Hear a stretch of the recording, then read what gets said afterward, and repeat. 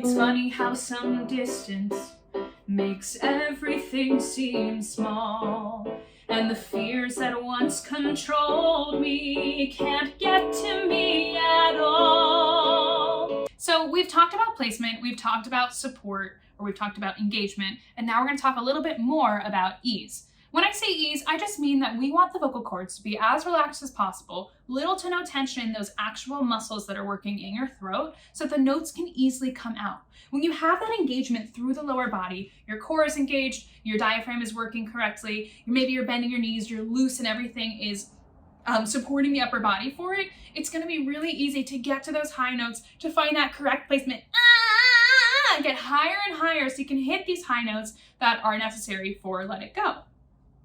It's also really important to maintain that diction no matter what. Now, Let It Go is, like I said, a very contemporary song, but that doesn't mean that we need to just, push all of our technique to the side, even though it's a little bit talky, singy at the beginning, a little bit more relaxed and pedestrian. We want to make sure that it's still musical theater, it's still performative, and you're still a Disney princess singing on a stage or singing in a movie.